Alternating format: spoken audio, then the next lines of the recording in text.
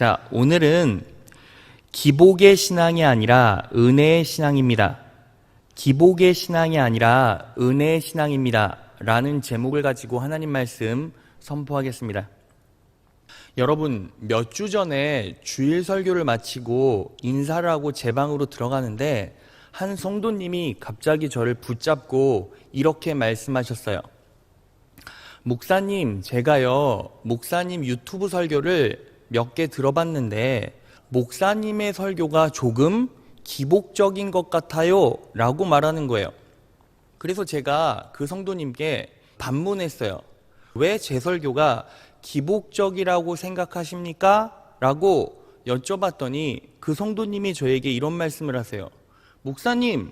목사님이 설교를 하시면 그 내용들이 하나같이 축복을 말하고 기적을 말하고 은혜를 말하잖아요. 그런 내용들을 계속 반복해서 선포하시니까 그런 설교가 기복적인 설교 아닙니까? 라고 물으세요. 여러분들은 혹시 이호셉 목사의 설교는 기복적이야 라고 느끼신 분 있습니까? 느끼신 분 아멘? 안 느끼신 분 아멘? 네, 아무도 몰라요. 아무도 몰라. 여러분, 왜 이런 일이 벌어지는지 아십니까? 이유가 있어요. 기복적 설교와 은혜 설교, 바꿔 말하면 기복의 신앙과 은혜의 신앙을 제대로 구분하지 못해서 그래요.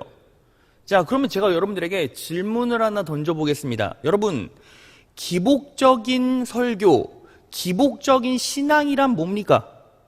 자, 여러분, 제가요, 정확하게 구분해 드릴게요. 여러분, 기복적인 신앙이란 나는 절대로 변할 마음이 없는데 축복이나 기적만 바라는 게 기복적인 신앙이에요. 자, 그러면 반대로 은혜의 신앙은 어떤 신앙입니까? 은혜의 신앙이란 축복받기 위해서, 기적을 누리기 위해서 하나님의 뜻에 내 자아를 매일매일 바꿔가는 것, 이게 바로 은혜의 신앙이라는 거예요.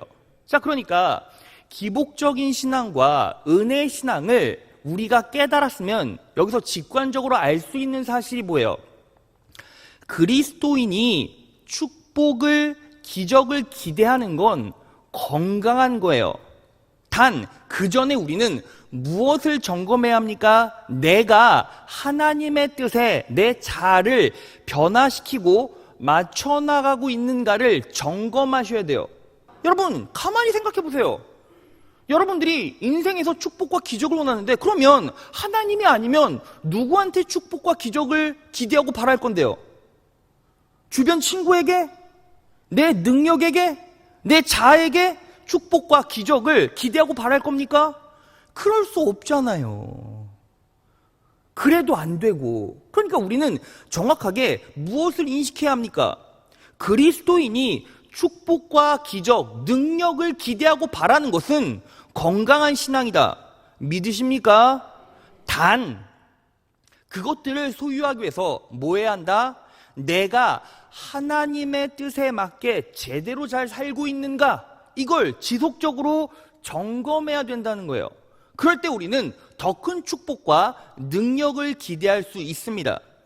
자, 그렇다면 하나님의 뜻에 내 자아를 맞춘다라는 건 무슨 뜻일까요? 하나님의 뜻에 내 자아를 변화시킨다는 건 무슨 뜻일까요? 오늘 성령 하나님께서 우리에게 주신 영적 원리는 세 가지예요. 하나하나 살펴보겠습니다. 첫째, 나의 시선을 예수님께만 두십시오. 여러분, 나의 시선을 예수님께만 두라는 거예요. 오늘 본문 말씀 히브리서 12장 2절 상반절을 보면 이렇게 나와 있어요. 믿음의 주요 또 온전케 하시는 이인 예수를 바라보자. 여러분, 믿음의 정의에 대해서 나와 있어요. 믿음이 뭐예요? 믿음은 예수를 바라보는 거예요. 자, 그러면 믿음의 역할은 무엇입니까? 요한일서 5장 4절을 보면 세상을 이긴 이김은 이것이니 우리의 믿음이니라 라고 나와 있죠. 그러니까 세상을 이길 수 있는 능력은 우리의 믿음이고 믿음은 예수를 바라보는 것이니까 예수를 바라보면 우리는 세상을 이길 수 있겠네요. 그래서 우리는 뭐 하는 겁니까? 예수님을 바라보라는 거예요. 예수님을 바라보라는 거예요. 믿으십니까? 자, 우리 옆 사람과 이렇게 인사해 볼까요? 예수님을 바라봅시다.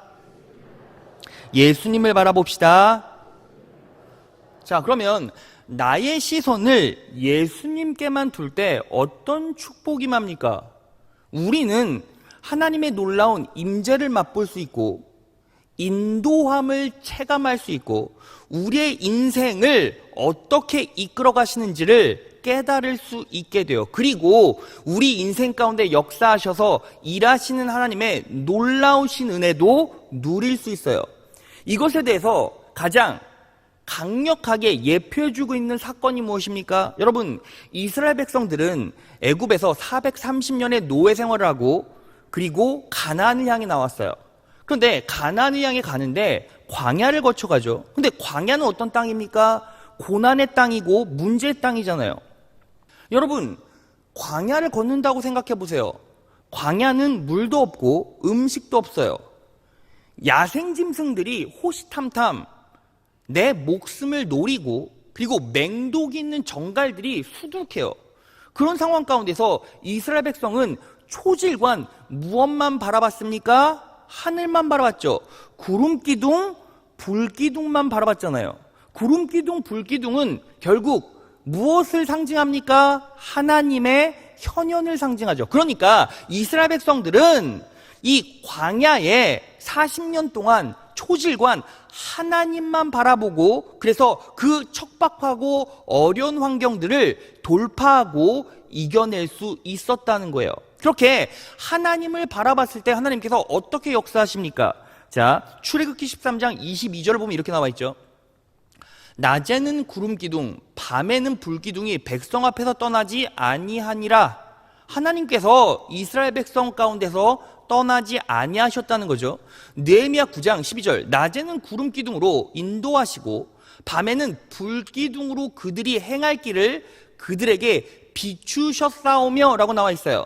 인도하시고 행할 길을 알려주셨다는 거죠. 민수기 14장 14절, 주께서 낮에는 구름 기둥 가운데서 밤에는 불기둥 가운데에서 그들 앞에 행하시는 것이니이다. 그들 앞에서 행하셨다는 거죠. 일하셨다는 거예요. 철저하게 개입하셨다는 거죠. 그럼 정리해보면 뭐예요? 이스라엘 백성들은 구름기둥, 불기둥을 봤다. 그런데 하나님께서 어떻게 역사하셨습니까? 그들 가운데 임재해 계셨고 떠나지 않으셨고, 두 번째로는 인도하셨고 행할 길을 알려주셨고 그분이 일하셨다는 거예요. 믿으십니까? 여러분, 그래서요, 우리는요, 예수 그리스도만 초질관 바라보면 무엇을 깨달을 수 있습니까? 그분의 임재를 깨달을 수 있고 그분의 인도하심을 경험할 수 있고 그분이 행할 길을 알려주시고 그분이 직접 일하시는 모습을 경험할 수 있다는 것입니다. 믿으십니까? 자, 그래서요, 여기서 우리가 어떤 인사이트를 얻어갈 수 있습니까? 여러분, 삶에 어려운 일이 참 많죠. 삶에 힘든 일이 많아요. 고난이 많아요. 그럴 때는 뭐 하는 겁니까? 텀을 두고 시간을 벌어놓고 예수님만 바라보는 시간을 가져야 돼요. 여러분, 환경이 점점 힘들어지고 문제들이 처덕처덕 쌓여가고 힘든 일들이 생깁니다. 재정적인 문제, 육체적인 문제, 건강의 문제, 관계 문제, 여러 가지 문제가 참 많이 있죠. 그렇게 문제에 쌓여 힘들어질 때마다 우리는 뭐 하는 거예요? 그 문제를 어떻게 해결할까? 문제에 집착하지 말고 일단 뭐 하는 거예요? 모든 것들을 내려놓고 시간을 두고 뭐 하는 겁니까? 일단은 예수님만 바라보는 거예요. 왜 그래야 합니까? 그러한 내 삶의 시간들, 텀을 두지 않으면 어떤 일이 벌어지는지 아십니까? 문제만 집착하다가 입에 풀칠하기만 급급하다는 거예요. 여러분, 그것을 정확하게 말해주는 사건이 어떤 사건입니까?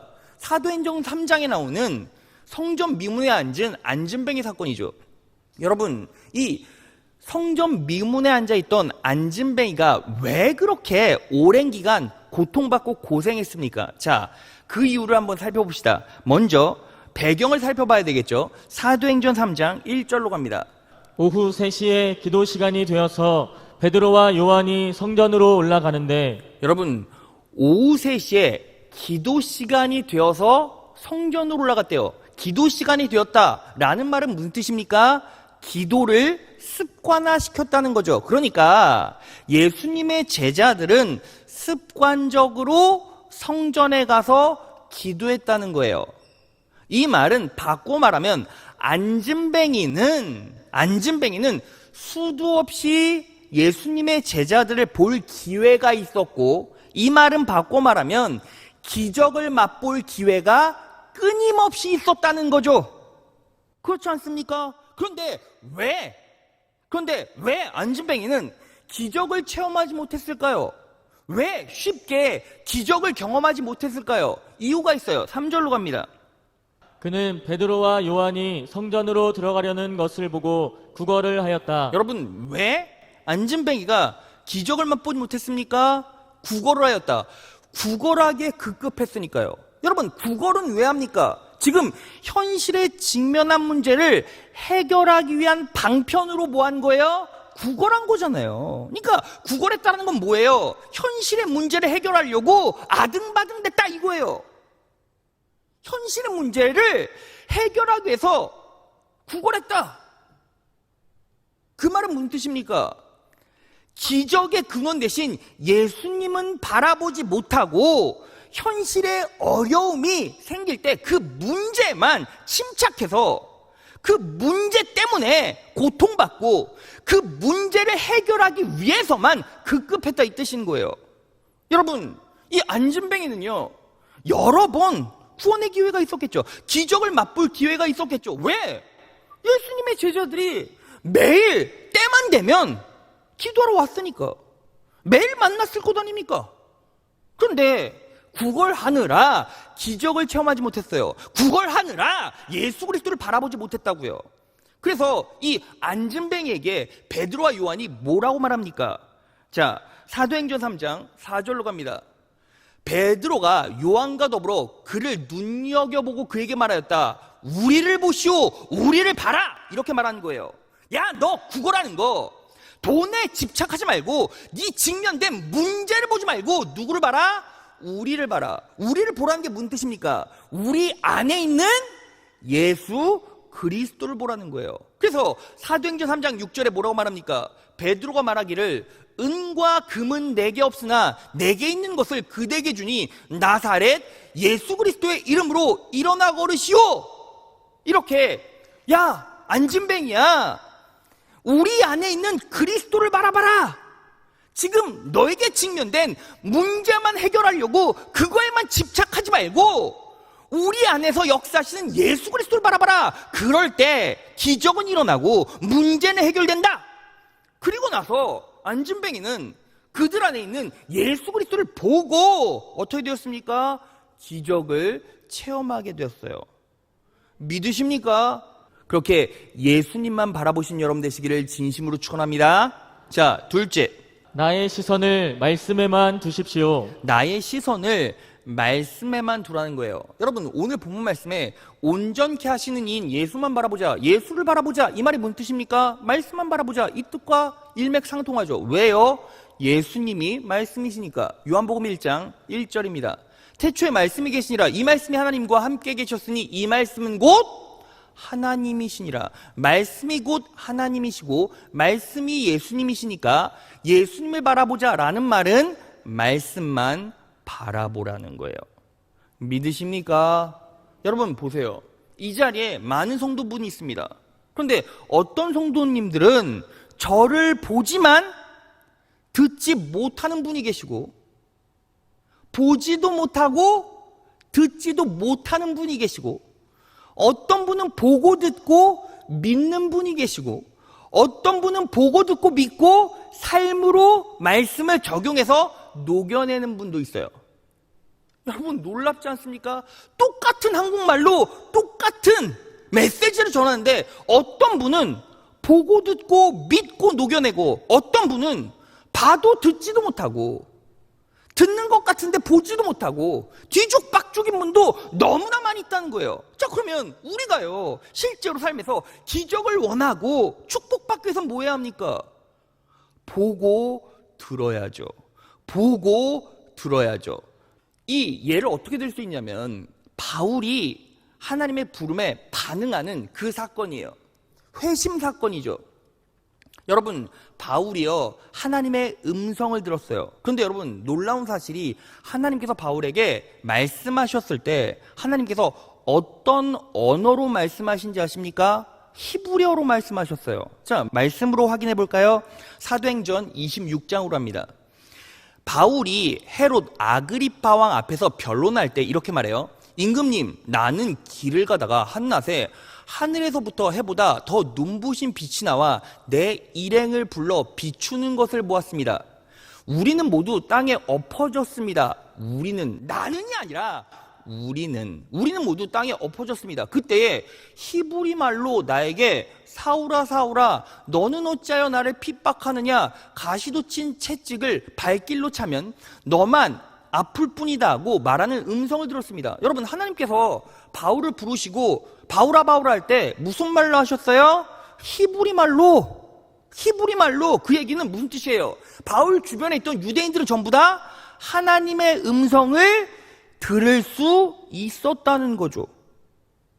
하나님의 그 진리의 빛을 볼 수 있었다는 거죠. 그런데 실상은 어땠습니까? 자, 이 사건은요 사도행전 9장, 사도행전 22장, 26장에 나오는데, 자, 사도행전 9장으로 가겠습니다. 그와 동행하는 사람들은 소리는 들었으나 아무도 보지는 않았으므로 말을 못하고 멍하게 서 있었다. 소리는 들었으나 보지는 못했대요. 사도행전 22장 9절에 보면 나와 함께 있는 사람들은 그 빛은 보았으나 내게 말씀하시는 분의 음성은 듣지 못하였습니다. 여러분, 어디는 소리만 듣고 보지 못했다고 말하고 어디는 보았는데 소리는 듣지 못했대요. 이 말은 무슨 뜻입니까? 결국에는 볼 사람은 보고 들을 사람은 들었다는 거예요. 여러분, 여기에서요 하나님의 음성, 진리의 빛이 선포됩니다. 그럼 여러분들은요 볼 수 있고 들을 수 있어요. 왜? 한국말로 하니까. 똑같은 한국말로 하는데 문제는 뭐예요? 누구는 듣고 누구는 못 들어요. 누구는 보고 누구는 못 봐요. 누구는 믿고 누구는 믿지 못해요. 누구는 믿고 적용하고 누구는 믿고 적용하지 못해요. 여러분, 왜 축복받지 못합니까? 왜 내가 삶을 살아가면서 이 놀라운 은혜와 축복이 내 삶에 임하지 않는가? 답이 다 나오죠. 여러분, 예배 참석해도요 여러분들이 똑같은 한국말을 듣고 보는 것으로 끝나는 것이 아니라 듣고 보고 믿고 녹여냈을 때 기적이 일어난다는 거죠. 누가 그렇게 했습니까? 바울이 그렇게 했죠. 자, 바울이요 아그리파 왕에게 어떻게 말하는지 봅시다. 사도행전 26장 19에서 20절이에요. 아그리파 왕이시여, 그래서 나는 하늘의 그 환상에 거역하지 않고 먼저 다마스코스에서, 그 다음에 예루살렘과 온 유대에서, 그리고 이방인들에게까지 다 같이 한번 읽어볼까요? 시작. 가서 회개하고 하나님께 돌아와 회개한 것을 행동으로 보여주라고 외쳤습니다. 뭐 했다라는 거예요?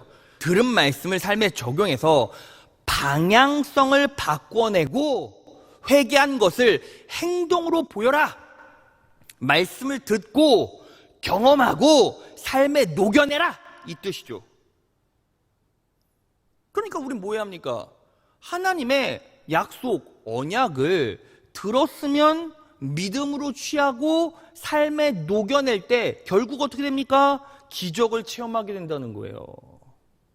바울은 그렇게 했죠. 그랬더니 어떤 기적을 일으켰습니까? 소경이 눈을 뜨고, 믿으십니까? 독사에 물려도 해를 받지 않고 죽은 자를 살리고 자기 손수건, 땀 묻은 손수건을 병자에게 던졌더니 그 병자가 다 나았어요. 여러분, 그러면요 왜 이런 초월적인 능력이 바울에게 임했습니까? 바울이 특별했나요? 아니요. 바울도 우리와 똑같은 성정을 가진 사람이었어요. 똑같은 사람이라고요. 그런데 바울은 우리와 뭐가 달랐어요? 단순히 보기만 한 것도 아니고 단순히 듣기만 한 것도 아니고 보고 듣고 믿고 녹여냈다는 거예요. 보고 듣고 믿고 행동으로 바꿔냈다는 거예요. 믿으십니까? 자, 그러면 우리는 어떤 말씀을 붙잡고 살아야 합니까? 자, 오늘 본문 말씀이 바로 그 말씀이죠. 히브리서 12장 2절에서 3절. 이해하기 쉽게 현대인의 성경으로 보겠습니다. 그리고 우리 믿음의 근원이시며 우리 믿음을 완전케 하시는 예수님을 바라봅시다. 그분은 장차 누릴 기쁨을 위하여 부끄러움과 십자가의 고통을 참으셨으며 지금은 하나님의 오른편에 앉아 계십니다. 여러분은 죄인들의 이런 증오를 몸소 참으신 예수님을 생각하면서 낙심하지 말고 용기를 내십시오. 여러분, 이 말씀에 집중해 보세요. 예수님께서는 장차 누릴 기쁨을 위하여 부끄러움과 십자가의 고통을 참으셨으며 지금은 하나님의 오른편에 앉아 계신대요. 믿으십니까? 그래서 3절, 여러분은 죄인들의 이러한 증오를 몸소 참으신 예수님을 생각하면서 낙심하지 말고 용기를 내십시오라고 나와 있어요. 그러면 어떻게 낙심하지 말고 용기를 낼 수 있죠? 자, 제가 설명해 볼게요. 여러분, 우리는요 새로운 피조물이에요. 믿으십니까? 우리가 새로운 피조물이라는 건 우리가 지금 누구 안에 있습니까? 그리스도 안에 있다는 거죠. 믿으십니까? 여러분, 그리스도 안에 우리가 있습니다. 그리스도 안에 여러분들이 있습니다. 그리스도 안에 제가 있습니다. 그랬다라는 것은 여러분, 우리의 끝자락에 우리의 자리는 어디 있다는 거예요? 예수님께서 지금 어디 계세요? 예수님의 하나님의 오른편 하늘 보좌에 앉아 계시잖아요. 그러면 우리의 자리는 어디 있습니까? 하늘 보좌에 있죠. 왜요? 우리는 그리스도 안에 있으니까. 근데 예수님께서 십자가의 길을 어떻게 버텨내셨습니까? 앞으로 올 기쁜 일을 마주하고 그 기쁜 일을 바라보고 뭐 했다는 거죠? 이 십자가의 고난을 버텼다는 거예요. 자, 그러면 우리는 뭐 하는 겁니까? 그리스도 안에 있고 우리는 뭐 하고 있어요 지금? 예수님의 뒤를 쫓고 있잖아요. 예수님은 그 십자가의 길, 능력의 길, 부활의 길을 걸어가셨고 그렇게 치워놓은 길을 우리는 따라갈 뿐이에요. 여러분들의 삶의 끝자락에는 하늘 보좌가 있고 기쁜 일만 남았고 그리고 희락, 즐거운 일만 남았어요. 믿으십니까? 그러면 여러분들의 삶의 끝자락에는 그런 영광스러운 즐거움, 희락, 기쁨만 남았으니 예수님께서 십자가의 고난을 버티신 것처럼 우리도 지금 겪고 있는 고난을 그 즐거운 일을 바라보며 겪어내라는 거예요. 믿으십니까? 근데 여러분, 겪어내는 게 힘들다고 느끼십니까? 여러분, 힘들 때 어떻게 해야 합니까? 예수님 바라보면 되죠. 예수님 바라보면 어떻게 역사하십니까? 우리가 다 배웠잖아요.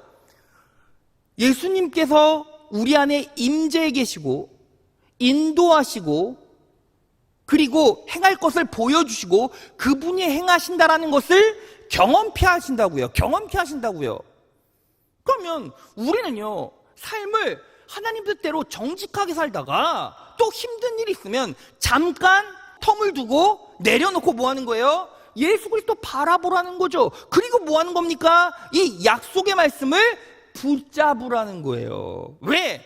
약속은요 무조건 실현되고, 여러분 이 약속의 말씀이요 단순히 나 죽으면 천국 간다 이런 게 아니에요. 여러분, 예수를 철저하게 의지하고 예수님을 바라보면 지금 내 삶 가운데 임재해 계신 그 놀라우신 예수 그리스도의 은혜를 체험할 수 있고 인도하심을 체험할 수 있고 그리고 선하게 행하실 일들을 보여주시고 그리고 그 가운데서 그분이 일하신다는 거예요. 믿으십니까? 여러분, 그런데 우리가 뭘 걱정하십니까? 하나님께서 해주시겠다는데, 하나님께서 인도해 주시겠다는데, 그러니까 우리 뭐 하면 됩니까? 온전히 예수님을 바라보고 이 약속의 말씀을 붙잡는 거예요. 자, 그리고 마지막에 뭐 하는 겁니까? 셋째, 나의 시선을 성령님께만 두십시오. 여러분, 나의 시선을 성령님께만 두라는 거죠.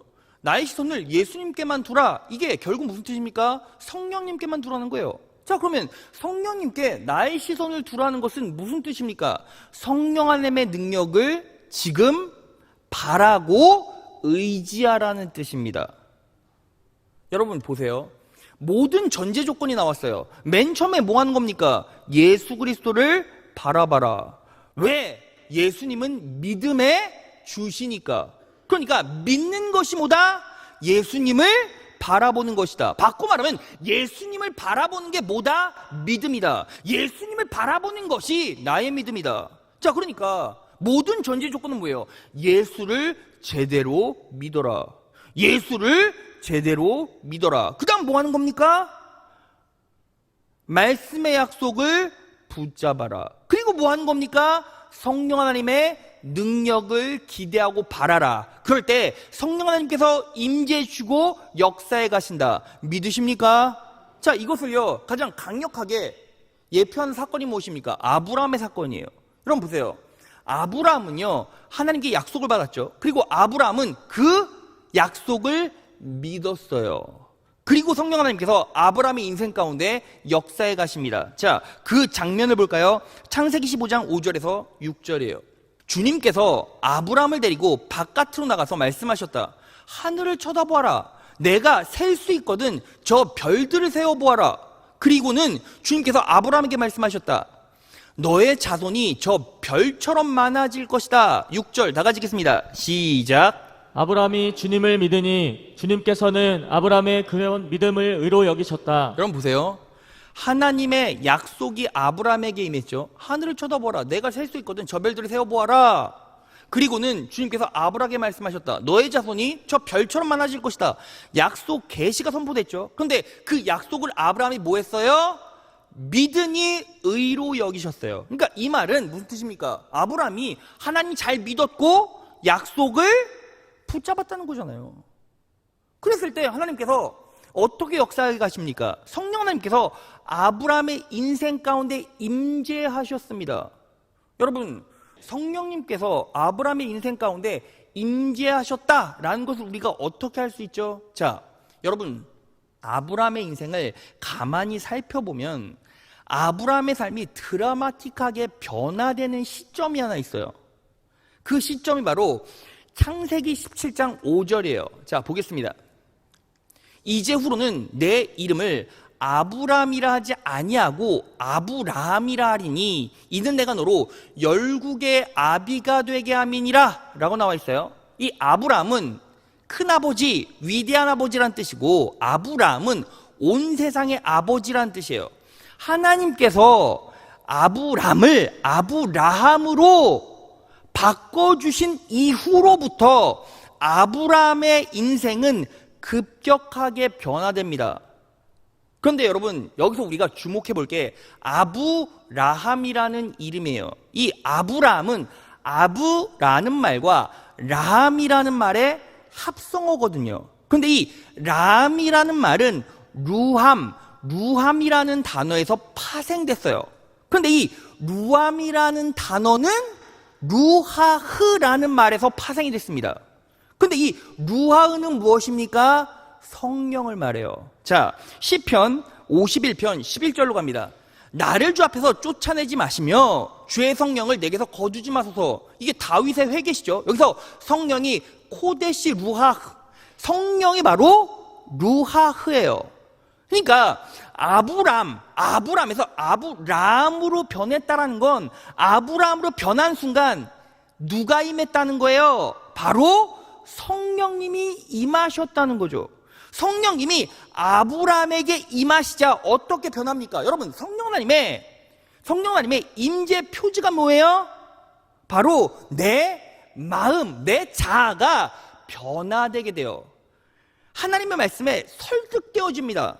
여러분, 창세기 17장에 어떤 일이 벌어지죠?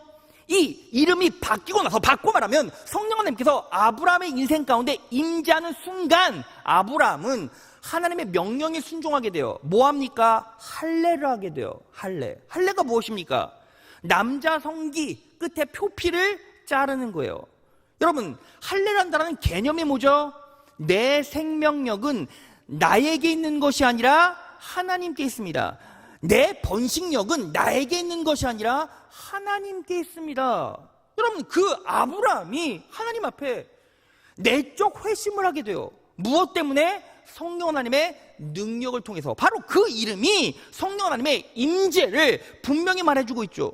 그리고 나서 창세기 18장에 어떤 일이 벌어집니까? 그 아브라함이요, 갑자기 이타적으로 변해요. 하나님 앞에 뭐라고 말합니까? 소돔과 고모라를 살려달라고 말해요. 여러분, 이것을 통해서 우리는 무엇을 할 수 있습니까? 아브라함에게 성령 하나님께서 임재하시자 내적인 변화가 있고 행위가 변화된다는 거죠.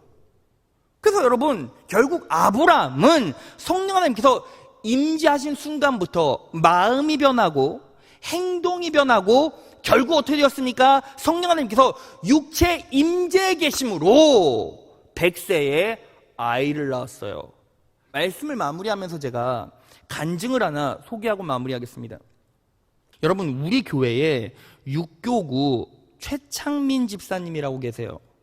근데 그분이 간증을 이렇게 남겨주셨어요. 제가 읽어드리겠습니다. 작년 10월 평소보다 심한 어지럼증에 집 근처 병원에서 머리 MRI 검사를 했습니다. 검사 결과 머리에 종양이 있으니 큰 병원으로 가봐야 한다는 의사 선생님의 말씀에 한 달 뒤에 서울대병원으로 가게 되었습니다. 청신경 초종이라는 뇌 종양의 일종으로 치료 방법은 방사선 치료나 머리를 여는 수술 중에 선택을 해야 한다고 하셨습니다. 뇌수술이란 말에 덜컥 겁이 났지만 의사 선생님께서 다행히도 종양 크기가 많이 크지 않다고 6개월 정도 지켜보자고 하셨습니다. 병원에 다녀온 뒤로 목사님께 말씀드려 기도도 받고 딸과 함께 금요생쇄강 예배를 드리러 갔습니다. 매주 금요생쇄강 예배 속에 너무나 은혜되는 말씀과 목사님께서 손을 들어 환우를 위한 기도를 하실 때 하나님께서 마치 제게 말씀하시는 것 같았습니다. 이후로 병에 대한 두려움은 있었지만 깨끗하게 나을 것 같다는 믿음과 확신이 생겼습니다. 그러다가 6개월이 채 되기도 전에 두통과 어지럼증이 더 심해져서 다시 서울대병원에 갔습니다. 의사 선생님께서 검사 결과를 보시더니 종양이 너무 커져서 방사선 치료는 할 수 없고 무조건 수술을 해야 한다고 하셨습니다.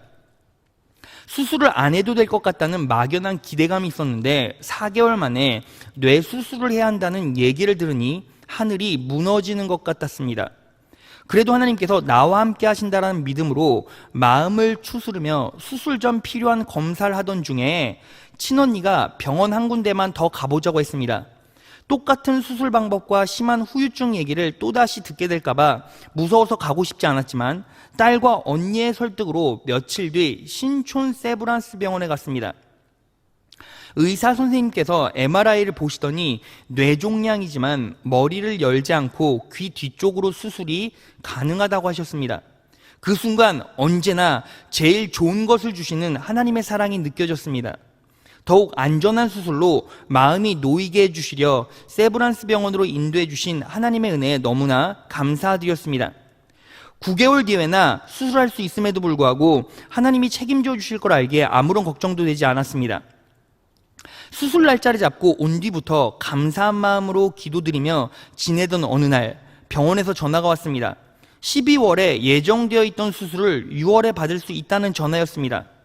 기독교의 신앙을 바탕으로 세워진 세브란스 병원에서 수술을 받을 수 있도록 허락해 주신 것도 모자라 수술 날짜까지 앞당겨 주신 하나님의 넘치는 은혜에 다시 한번 놀라지 않을 수 없었습니다. 수술 날을 두고 두려운 마음이 들 때마다 마음속으로 하나님을 부르짖었습니다.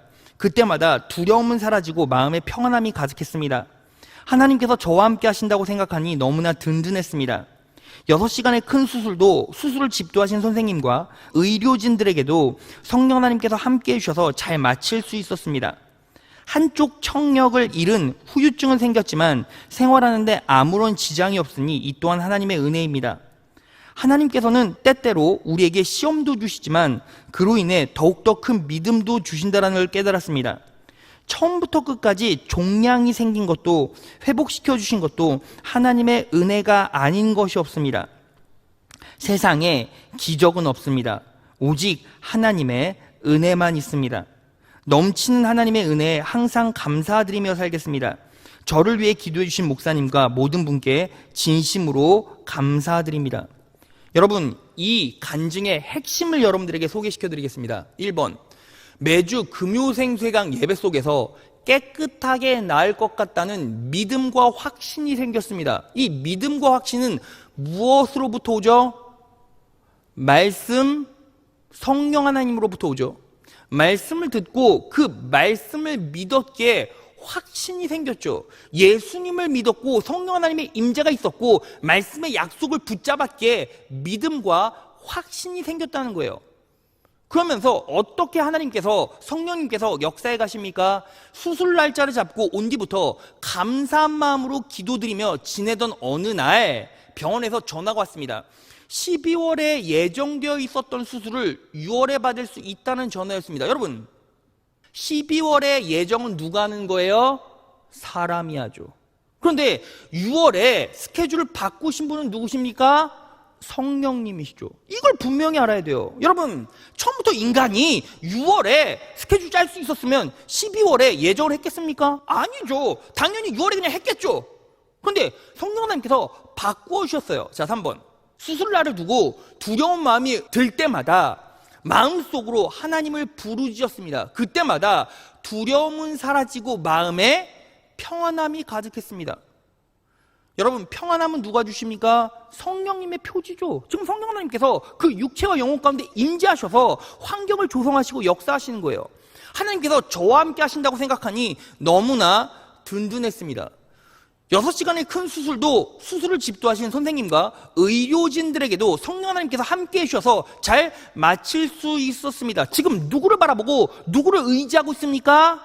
성령 하나님의 능력을 바라보고 의지하고 있죠. 여러분, 결국 기적을 만들어내는 사람들은 똑같아요. 예수를 믿고요, 말씀의 약속을 붙잡고요, 성령 하나님을 의지하는 거예요. 그럴 때 성령 하나님께서 환경을 조성해 가시고 그리고 이 과정들을 너끈히 이길 수 있는 능력을 주세요. 믿으십니까? 자, 넘겨주세요. 한쪽 청력을 잃은 후유증은 생겼지만 생활하는 데는 아무런 지장이 없으니 이 또한 하나님의 은혜입니다. 처음부터 끝까지 종양이 생긴 것도 회복시켜 주신 것도 하나님의 은혜가 아닌 것이 없습니다. 세상에 기적은 없습니다. 오직 하나님의 은혜만 있습니다. 여러분, 제가요 이 부분을 읽고 얼마나 눈물을 흘렸는지 몰라요. 여러분 보세요. 세상에 기적은 없고 은혜만 있대요. 이 말은 무슨 뜻입니까? 내 삶에 일어나는 모든 기적은 다 무엇이다? 하나님의 은혜라는 거죠. 자, 말씀 정리해 보겠습니다. 여러분, 제가 여러분들에게 분명히 말씀드릴 수 있는 게 있어요. 결국 인간은 죽게 되고 결국 인간은요 육체에 가시가 생기고 질병이 생겨요. 내가 처절하게 연약해져가는 모습을 스스로 경험하면서 늙어가고 결국 하나님 앞에 서게 된다는 거죠. 모세처럼 특별한 경우도 있지만 보편적인 인간, 보편적인 그리스도인들은 그 노아의 과정을 겪어가면서 뭐예요? 죽음을 직면하고 경험하게 됩니다. 여러분, 결국 인간은 죽고 결국 인간은 질병 때문에 쓰러져 가요. 그런데 성령 하나님께서 그 육체 가운데 임재하시는 순간 외적으로 환경을 조성해 가시고 내적으로 역사해 가세요. 여러분, 이 최창민 집사님의 간증의 핵심은 뭐예요? 여러분, 너무나 놀랍지 않습니까? 뇌종양이 생겼어요. 암이 내 머리 가운데 생긴 거예요. 그런데 은혜래요. 수술받게 된 것도 은혜래요. 수술하고 난 뒤에 어떤 후유증이죠? 한쪽 청력을 상실했어요. 한쪽 귀가 안 들리는 거예요. 그런데 그것 또한 은혜래요. 왜요? 잃은 한쪽 귀보다 살아있는 한쪽 귀를 느끼고 있기 때문이죠. 여러분 보세요. 내 육신에 암덩어리가 나와 함께 살고 있고 그 암덩어리가 나를 죽이고 그 암덩어리가 내 영혼을 마비시키고 내 청력을 마비시키고 노화를 급속화시킬 때도 오직 은혜입니다. 오직 은혜입니다. 오직 은혜입니다. 이 한마디 고백을 예수 믿은 성도가 할 수 있다면, 말씀의 약속을 붙잡고 천국을 소유한 그 성도가 할 수 있다면, 여러분 삶에 어떤 고난이 와도 전부 다 이겨낼 수 있겠죠. 그렇지 않습니까? 여러분, 이 성도보다 더 삶이 절실하고 이 성도보다 하루하루의 삶이 더 절실한 사람이 누가 있겠습니까? 그런데 예수를 믿고 있고 하나님의 은혜를 선포하고 있고, 그래서 지금 나는 감사할 수 있대요. 여러분, 이게 바로 그리스도인과 그리스도인이 아닌 세상 사람들과의 차이예요. 여러분, 세상 사람들의 육체 가운데 암이 생기고 뇌종양이 커지고 수술받아야 되고 청력을 잃고, 그러면 누가 내 삶이 은혜입니까? 라고 말할 수 있습니까? 삶을 저주하면서 우울증에 빠지고 고통받고 이렇게 내 인생은 끝나가는가? 회의에 빠지고 공허함에 이르고 두려움에 빠져 있다가 서서히 밀려오는 죽음의 파도에 맞서 아등바등대다가 그렇게 세상을 저주하며 사라져가겠죠. 그런데 결국 하나님의 자녀란 그리스도인이란 내 삶 끝자락에 영원히 있는 천국을 바라보고 하늘 보좌를 바라보고 지금 내 안에서 역사하시는 성령 하나님의 은혜를 체험하고, 그래서 뭐 할 수 있어요? 평안할 수 있고 감사할 수 있는 거예요. 삶의 시련이 온다 할지라도, 삶의 고통과 아픔이 내 피부로 따갑게 뜨끈하게 체감된다 할지라도, 지금 내 안에서 나에게 용기를 주시고 내 안에서 나를 위로해 가시고 내 삶에서 임재 가시며 해야 할 일을 보여주시고 인도해 가시고 행하시는 그분이 내 삶 가운데 실제적으로 경험이 되기 때문에 나는 뭐 할 수 있어요? 감사할 수 있어요. 이것이 뭐예요? 어떤 상황에서도 은혜라고 말할 수 있는 성도의 고백 아니겠습니까? 여러분, 제가 여러분들에게 기적은 분명히 있습니다, 기적을 바라십시오, 기적을 갈망하십시오 라고 말하는 요체는 바로 이거예요. 어떤 상황에서도 모든 것이 은혜입니다 라고 말할 수 있는 믿음, 모든 것이 은혜입니다 라고 말할 수 있는 믿음. 여러분들은 그 은혜를 고백하고 살아가고 계십니까? 그 믿음을 선포하고 살아가고 계십니까? 그렇다면 여러분들은 예수님을 제대로 믿고 있는 거예요. 놀라운 영생불멸의 축복을 누리고 있는 것입니다. 여러분, 이 시대에 많은 사람들이 기적을 바랍니다, 축복을 바랍니다. 하지만 이미 이 기적과 축복은 여러분들의 것이고, 여러분들은 예수 그리스도 온전히 믿고 바라보고 말씀의 약속을 붙잡고 성령 하나님의 기적을 기대하고 바라면 됩니다. 매 순간 내 자아를 말씀에 투영시키고 비춰보고 하나님의 뜻에 맞게 내 자아를 바꾸고 바꿔내십시오. 그럴 때 놀라운 성령 하나님의 은혜가 내 영혼과 육체를 지배하게 되고 우리는 깨닫게 됩니다. 이 모든 것이 은혜구나. 내 육체에 있는 가시도 은혜구나. 내 삶의 고난도 은혜구나. 내 관계의 어려움도 은혜구나. 삶의 무게도 은혜구나. 삶의 눌림도 은혜구나. 내가 느끼고 있는 고난도 은혜구나.